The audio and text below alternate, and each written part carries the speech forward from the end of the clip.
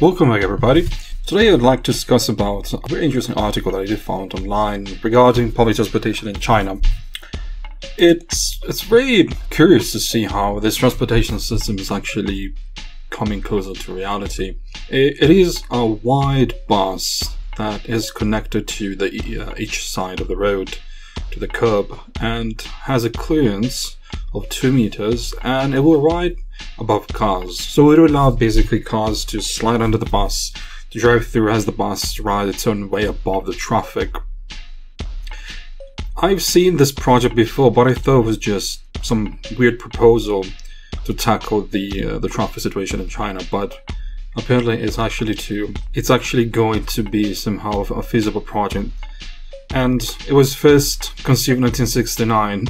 It's aimed at helping the congested Chinese city experiences in the past years or so, especially since China in the last 10 or 15 years is exponentially growing from the GDP point of view and from the cities which are becoming bigger every year. It's oddly curious to see something like that being even thought about it, but we have to think that how feasible, what are the odds that this is actually going to happen? What are the odds this will take shape, and what are the odds that it actually will work? Like many projects, they're very thoughtful, very forthcoming, very ambitious, and they do greatly work on paper, but when we do actually put them to work, that's what we will encounter as those lags. Now, what I can think of is, how is this not going to confuse drivers who will see for the first time this very humongous transportation system and feel sort of like not afraid of driving under, because probably they don't see ahead of the traffic if it is impossible to drive underneath. Now, this wide bus is meant to carry somehow, I think, about 1,000 people or so. So it would be a very unique heavy rail, I guess, transportation system to move around the city. But I have to say that it's not that it doesn't impress me, because it actually does. Very impressive, very bold. But in terms of actually becoming something that can be exported to other cities in China or even through other parts of the world, I see it as very remote to impossible. Firstly, because yes, this is cheaper than building subways, but the melding together of the cars, traffic on the road, and this wide heavy transportation, it doesn't fit in all types of traffic conditions. Ideally, this will only take place in a certain specific part of the city that have a constant width for the road to have the bus rail installed. Also, the city planners have to understand what is the traffic pattern that takes place, and I don't believe it is possible to extend for a long period of time a construction of a network system of such buses. Even though, again, it's a bit dreamlike, the actual feasibility of this project to come to realization has to take us into account that the issue in itself is not about putting something above something else. Like if you're sandwiching vectors and people that are moving through the day commute, if you want to address the problem of the traffic, and in itself is the traffic the problem, not way to move around or the way you place them, juxtapose one to the left, to the right, or above or below, that is another topic. If you have to find a solution, you have to see that cars in itself, the sheer amount of cars that are driving in China, that is exponentially growing. This article that I found on citylab.com mentions that the car ownership in China is soaring, and with an estimate roughly around 20 million new drivers hitting the roads each year. So 20 million new drivers hitting the roads each year.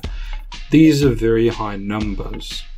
Although China is a large place, but it's not about moving from one side of the country to the other one. We are speaking of small commutes. go to work every day, go to your shopping, go to look for new places to visit, go to your friend's house, and so on and so on. So it's about that routine commute that happens pretty much on a daily basis. And most of the people in China concentrate on the east part of the country, where the big cities are, from Beijing to Shanghai and so on. The far west side of the country is very rural and has a total different geography, so everything happens on the east portion of the country. And being everything concentrated, I think China is 1.6 billion people, and how many million people concentrate on the east portion. So I don't think that buying cars, allow them to freely roam around the city and then putting bus that goes above, it's the solution. China more than ever that has the financial power and the manpower to do it, how to increase their subway capacity system, how to build better bullet train system.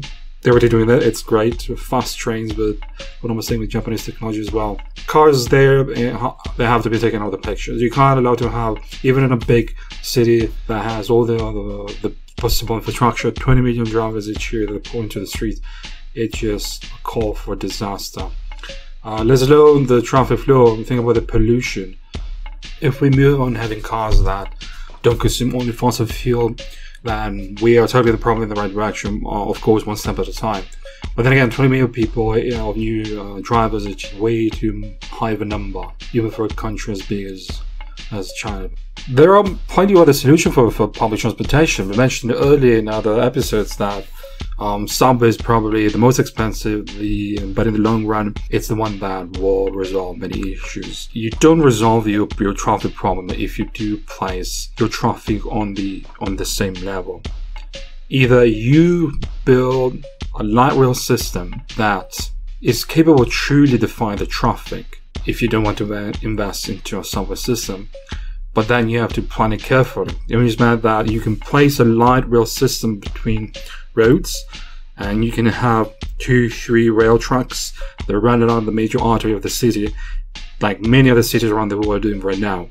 So I don't know why China came up with this crazy concept for this bus that even in the testing phase it will take years, and by the time that testing is done, production is done, that the service run, and by the time the service can be deemed successful, probably 5 years from A to Z, probably even less, 3, 4, something like that. They have to go by to successfully state that this type of bus, mega bus, is working. But then if you're waiting this long, build a light rail system, that can actually move many people, build a light rail system that can actually function, can actually be environmentally friendly.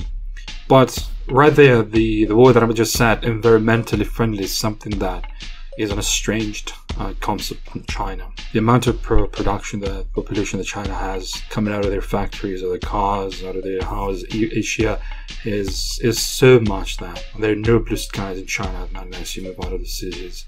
So grey is the color you see in any picture of China when you have tourists try to snap pictures of the landmarks that there is, and everything is grey. Now, this how to be an example for other cities around the world, especially cities that have the capability to improve their public transportation system. In North America, we ought to learn to understand that cars are just one of the methods to move around, but not the method. And once you understand that cars are just one of the many, you can actually start thinking that there are other systems like bus, or like subway, or streetcars. At the same time, through the years, you improve the system, you make it worthwhile for people to get into a bus or into the subway, and you invest all the money that you would invest in building more highways, more collectors, more bad road that go through communities that end to nowhere, and invest those in buses, light rail, streetcars. Extend subway lines, add 2, maybe 3 or 4 or 5 stops. You don't have to come up with a whole new line from scratch.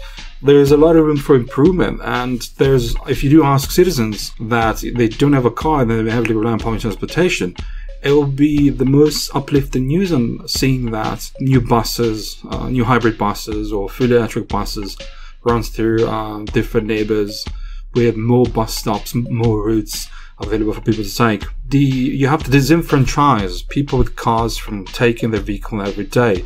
You have to stop that philosophy that cars, it means transportability, which is not. And then again, going back to the concept of having a city that is meant for people first and for cars second, that you set the base, the foundation, the base for possible future where it's much greener and with less cars on the road. But then again, cars won't vanish tomorrow, even though if we really find public transportation. Car will still be a big portion of our society. It's the way how we have to describe it for the next 10 or 20 years. We mentioned in other episodes cars, electric cars, hydrogen cars. We mentioned the Nissan Leaf, Tesla is making huge leap forward with better mileage, new improved batteries. We also have Renault, Mitsubishi, Nissan then again, and Lexus of course, and many other car makers. Also the GM is following suit. They have the Chevy Volt, which is a very, very nice car that has all the possibility in becoming a mainstream vehicle. I understand that the price of the current prices for some electric vehicles or hybrid are a bit more expensive. We see that Tesla came out with a model that was well over the $70,000 for the whole vehicle, and Nissan Leafs in Europe was selling for around 30,000 euros. But then at the same time, I remember that I think it was in California, the US was pushing for some rebates if you were going to the dealership and buy the Nissan Leaf for an electric car. So then again, the part the government's doing to implementing new regulation and helping people to understand that there are greener solutions for transportation, it's very fundamental. The affordability of green cars will be much, much more at advantage once technologies become standards and cheaper. Much like when the cell phone came out, it was big, chunky, heavy, very expensive. There was no flat fee or no limited talk like we have today. But eventually, through the years, it developed into something that you have to take with you every day. So that is the future for the electric car or hybrid car. Well, cars that won't run with fossil fuel will be will help the environment to become cleaner and cleaner. And tackling from public transportation, then we move on to have a better communities with better material, where houses have been built using more solar panels and better insulation, and so on and so on. So there's a positive pattern, there's a positive trend that the industry is taking, and it's also thanks to the fact that many people dare to buy new technology. They risk, but they know that they don't buy just because of the gimmick, they buy because it's lifestyles. Think about it, we mentioned this already. You buy a Tesla, you invest $70,000 or whatever, $30,000, not because you want to show off, because you can invest the money and buy a Mercedes and show off in that way. You're ensuring that your lifestyle, your concept of living, it's fully extended to your own everyday mobility, whether it's just, again, going to work or going to buy your bags of milk for your kids. So slowly but surely, the next 5 to 10 years will be very, very important with electric cars, for public transportation. The fact that we'll be pushing more electric vehicles, it means that people's perception of green alternatives will be much more available because it's much more appreciated. Government will turn towards the sustainable, innovative way of transportation, and they won't snob it anymore. And once the request for green vehicles or green transportation is high enough, I'm pretty confident that fossil fuel industry will be gimped and we'll finally get rid of the coal, the oil, and this abuse of the petrol that have been perpetrating for the last 100 years. So hopefully, then again, to conclude this episode, I just like to think that things are possible. This is an uphill battle, but through perseverance and concentration, by not drifting away, by not wasting time and resources, I think we can, by the next 10-20 years, we're going to have way better public transportation system and better availability if you do stick around with this alternative and green, environmentally friendly technologies.